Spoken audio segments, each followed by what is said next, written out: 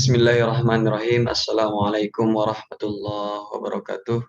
Innal hamdalillah nahmaduhu wa nasta'inuhu wa nastaghfiruh wa na'udzu billahi min syururi anfusina wa min sayyiati a'malina may yahdihillahu fala mudhillalah wa may yudlil fala hadiyalah. Asyhadu an la ilaha illallah wahdahu la syarikalah wa asyhadu anna Muhammadan abduhu wa rasuluhu la nabiyya ba'dah.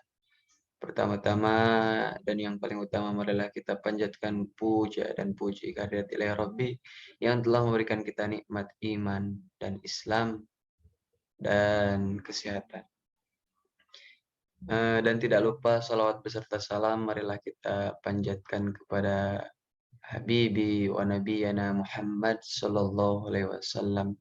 Semoga kita semua mendapatkan syafaat kelak di yaumil akhir. Amin amin ya rabbal alamin. Di sini saya akan presentasi bertemakan masjid dan dakwah. Sebelumnya perkenalkan, nama saya Rifan Alfian Nugraha dengan nomor induk mahasiswa 1401213478 dari kelas MB 4503. Masjid. Masjid berasal dari kata sajadah. Isim makan masjid artinya tempat sujud. Pengertian masjid. Masjid adalah rumah tempat ibadah umat Islam atau Muslim. Bumi adalah masjid bagi kaum muslimin. Al-ard kulluha masjidun. Islam memerintahkan pada umatnya untuk membangun masjid. Man bana masjidan banallahu baitan fil jannah.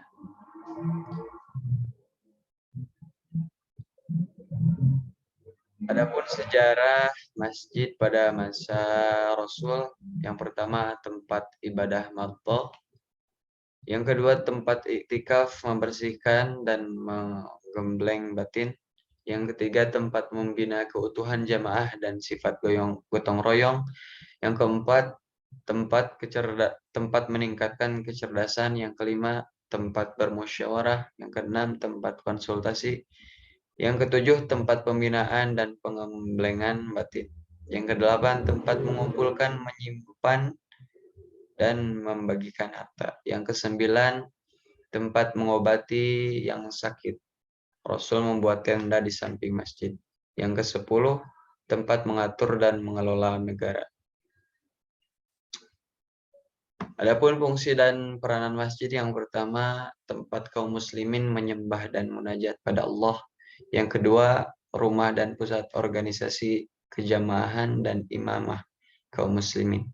Yang ketiga, pusat pengaturan kegiatan jamaah. Ruang lingkup pembangunan masyarakat masjid. Yang pertama, pembinaan sosio-struktural, pembinaan sosio-kultural, pembinaan sosio and economic welfare. Apa itu pembinaan sosio-struktural? Membina lingkungan masjid sebagai lingkungan kesatuan jamaah dengan tata perkampungan yang menempatkan masjid sebagai pusat keluarga, sebagai komponen masjid dan jamaah sebagai elemen masjid.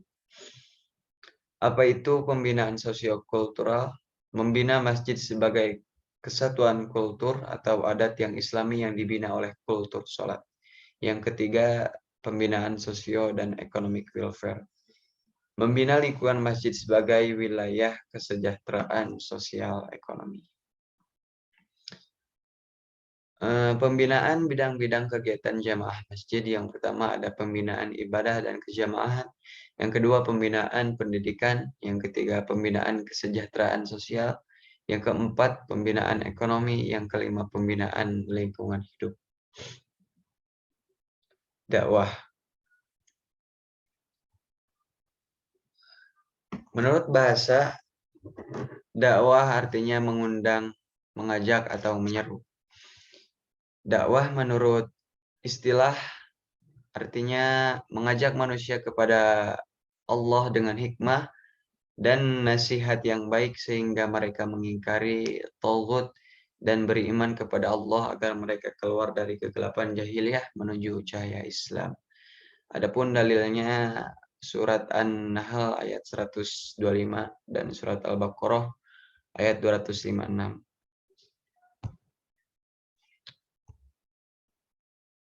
Surat An-Nahl ayat 125 yang berbunyi Ud'u ila sabili rabbika bil hikmah wal mau'izatil hasanati wajadilhum billati hi ahsan. Inna rabbaka huwa a'lamu bima dhalla an sabilihi wa huwa a'lamu bil muhtadin. Karakteristik dakwah yang pertama ada rabbaniyah atau berorientasi ketuhanan. Yang kedua Islamiyah qabla jamiyah, yang artinya keislaman sebelum organisasi. Yang ketiga syamil, komprehensif. Yang keempat muasyirah, aktual modern. Yang kelima mahaliyah wa amaliyah, nasional dan internasional. Yang keenam ada ilmiah, selaras dengan logika. Yang ketujuh basyirah islamiyah, pandangan islami. Yang kedelapan ada mana'atul Islam, kebebasan Islam. Yang kesembilan ada inqilabiyah, yang artinya perubahan total. Peran pemuda dalam membangun risalah. Yang pertama sebagai unsur perbaikan, yang kedua membangkitkan semangat, yang ketiga menyambung generasi dan penerus perjuangan, yang keempat sebagai pengganti generasi, yang kelima memperbaharui semangat dan mentalitas umat. Macam-macam atau jenis dakwah. Yang pertama ada fardhiyah, yang artinya metode dakwah yang dilakukan kepada individu lain atau banyak. Yang kedua ada dakwah ammah, yang berarti jenis dakwah yang dilaksanakan seseorang dengan media lisan yang diarahkan kepada orang banyak. Yang ketiga ada bilhal. Dakwah bilhal adalah dakwah yang secara langsung disampaikan dalam wujud lisan sehingga ada interaksi yang terjalin. Terus ada dakwah bitadwin, yang artinya memasuki zaman global seperti saat sekarang ini pola dakwah bitadwin adalah dakwah melalui tulisan. Baik dengan menerbitkan kitab-kitab, buku, majalah, internet, atau koran. Yang keenam ada dakwah bil hikmah, yang berarti menyampaikan dakwah dengan cara arif, ya, yang arif dan bijaksana, yakni melakukan pendekatan sedemikian rupa sehingga pihak objek dakwah bisa melaksanakan dakwah atas kemauannya sendiri. Yang ketujuh ada dakwah wal mau'idah hasanah, yang berarti dakwah dengan pengajaran yang baik. Tugas dakwah. Tugas dakwah itu bisa dibilang fardu ain dan kewajiban atas setiap individu muslim. Allah memerintahkan setiap muslim berusaha mengubah kemungkaran yang diketahuinya. Yang kedua bisa jadi fardu kifayah. Perintah Allah agar ada sekelompok muslim yang menekuni ajaran Islam secara khusus untuk disampaikan dan diajarkan kepada orang lain. Demikian yang bisa saya sampaikan. Mohon maaf bila ada tutur kata yang salah karena saya masih belajar. Demikian, wabillahi taufiq wal hidayah. Wassalamualaikum warahmatullahi wabarakatuh.